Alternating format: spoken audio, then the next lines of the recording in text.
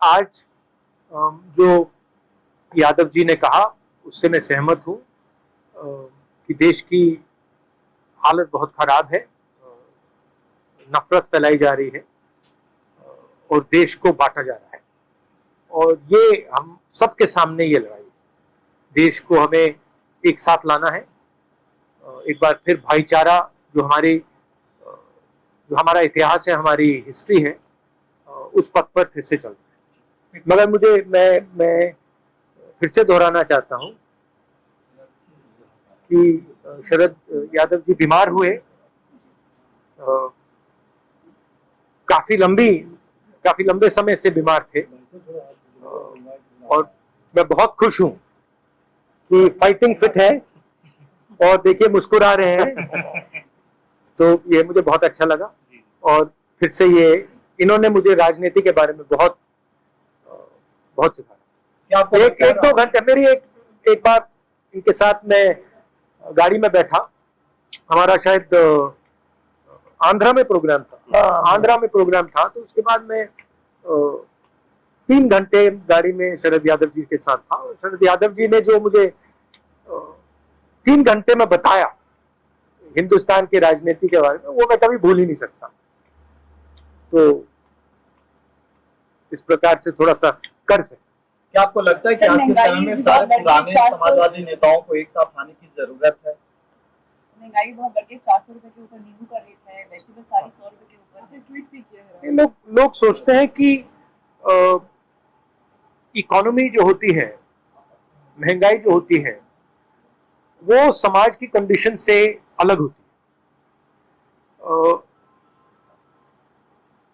जिस देश में हार्मनी नहीं होती है, शांति नहीं होती है, उस देश में महंगाई बढ़ेगी, उस देश में नफरत बढ़ेगी, इकोनॉमी चल ही नहीं सकती है, रोजगार मिल ही नहीं सकता। अगर देश को मजबूत बनाना है तो सबसे जरूरी चीज शांति, हार्मनी ये है। बीजेपी के लोग सोचते हैं कि नफरत फैलाकर, लोगों को डराकर, लोगों को मारकर हिंदुस्तान की इकोनॉमी को स्ट्रेंथन किया जा सकता है। गलत फहमी में।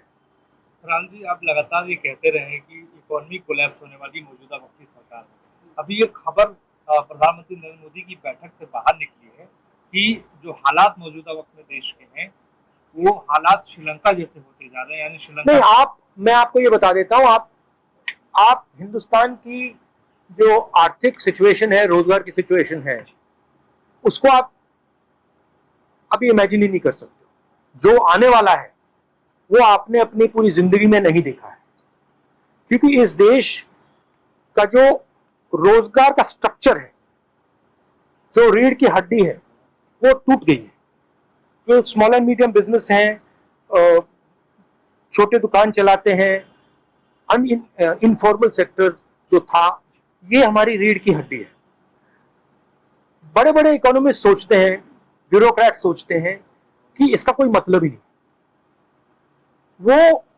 वो दूसरे देशों को देखकर अपना प्लान बनाते हैं। जैसे प्रधानमंत्री के माइंड में है कि भैया देखो, साउथ कोरिया ने क्या किया, हमें भी करना चाहिए। वो बाहर देखते हैं और फिर कहते हैं हाँ, हमें वैसे बनना है। उस प्रकार से काम नहीं हो सकता। हमें सबसे पहले यह पहचानना है कि हम हैं क्या और यहां क्या चलता है। तो ये रीढ़ की हड्डी जो इन्होंने तोड़ी है, इसका रिजल्ट अगले 2, 3, 4 साल में आएगा और भयंकर रिजल्ट आएगा। राहुल जी, राष्ट्रपति का चुनाव नजदीक है, विपक्षी पार्टियों के पास उतनी संख्या नहीं है। कहा जा रहा है विपक्षी पार्टी एक साथ एक यूनाइटेड एक उम्मीदवार खड़ा करेंगे। इस तरफ आप लोगों का कुछ है क्या? इसमें आज कोई बात नहीं? इस पे अभी मैं कोई कमेंट नहीं करूंगा, इसमें जाना नहीं चाहता हूँ। पेट्रोल डीजल का डिस्कशन जो है, महंगाई पर पूरा विपक्ष जो है पूरे बजट सेशन के अंदर मांग रहा था, लेकिन ऐसा नहीं हुआ। एक दिन पहले ही हाउस को सैनिटाइज कर दिया गया। कांग्रेस पार्टी ने तो ये इल्जाम लगा दिया कि सरकार जो है महंगाई के बहस से, चर्चा से डर के भाग गई। देखिए, रियलिटी से कोई नहीं बच सकता।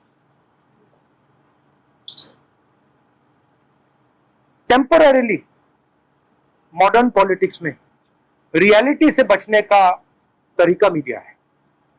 मीडिया को आप 6 महीने, 1 साल, 2 साल, 3 साल मीडिया के थ्रू आप सच्चाई को दबा सकते हो, छुपा सकते हो, मगर जब वो सच्चाई युवा के पेट तक पहुंचती है, युवा के माता पिता के पेट तक पहुंचती है, तो फिर मीडिया उसको नहीं संभाल पाता। पिछले 2-3 साल मीडिया ने सच्चाई को छुपाया है। हमारे इंस्टीट्यूशंस ने, मीडिया ने, बीजेपी के नेताओं ने, आरएसएस ने सच्चाई को छुपा के रखा है। अब आस्ते आस्ते सच्चाई बाहर निकलेगी। वही हुआ है श्रीलंका में। श्रीलंका में सच्चाई बाहर आ गई, हिंदुस्तान में सच्चाई बाहर आएगी। फर्क क्या है? हिंदुस्तान को बांटा भी गया है। हिंदुस्तान में अलग अलग ग्रुप्स बना दिया। पहले ये एक देश हुआ करता था, अब अलग अलग देश के अंदर अलग अलग देश बना दिए। एक इन लोगों का देश, दूसरा इन लोगों का देश, तीसरा इन लोगों का देश, और इन सबको एक दूसरे से लड़ाया जाता है। तो जब ये दर्द आएगा तो हिंसा आएगी। अभी मत मानो मेरी बात, अभी मत मानो, 2-3 साल रुक जाओ।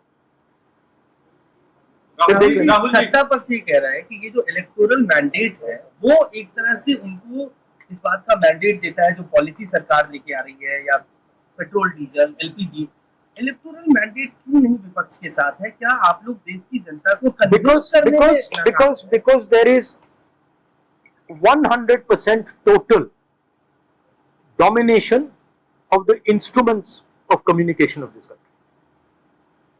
Media is 100% controlled. CBI, ED, these institutions suppress the conversation. Other institutions block the conversation. Loudspeaker सरकार के हाथ में है। पहले क्या होता था? लाउडस्पीकर सरकार के हाथ में होता था, ऑपोजिशन के हाथ में होता था, कभी समाजवादी के पास चला जाता था, कभी कांग्रेस के पास चला जाता था, कभी बीजेपी के पास, बीएसपी के पास। अब क्या है? अब लाउडस्पीकर किसी पार्टी के पास नहीं है, अब लाउडस्पीकर आरएसएस और बीजेपी के हाथ में। राहुल जी, नहीं तो मेरा तो जवाब क्या है?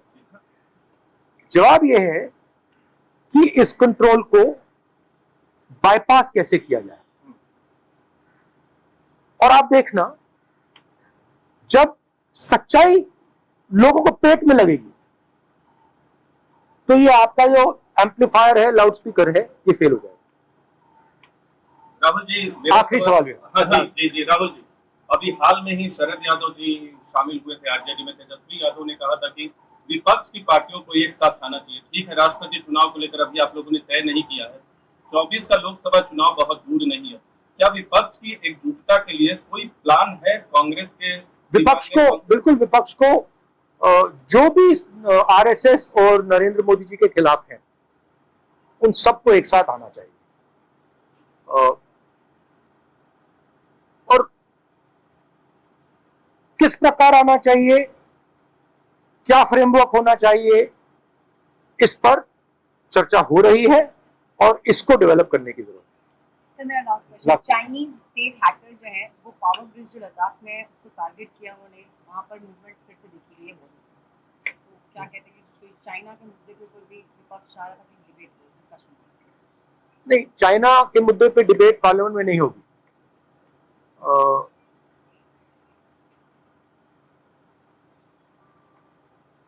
यूक्रेन में, यूक्रेन का प्रिंसिपल क्या है? आपने सोचा यूक्रेन का प्रिंसिपल क्या है? यूक्रेन का प्रिंसिपल यह है कि रूस कहता है कि हम यूक्रेन की टेरिटोरियलिटी को नहीं मानते।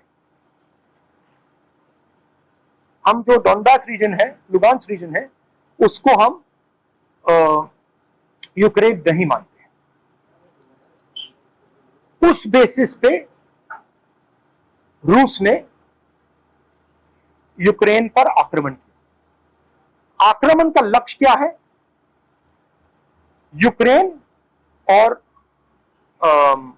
नेटो, यूक्रेन और यूनाइटेड स्टेट्स का जो अलायंस है उसको तोड़ने का लक्ष्य है। लॉजिक सही है।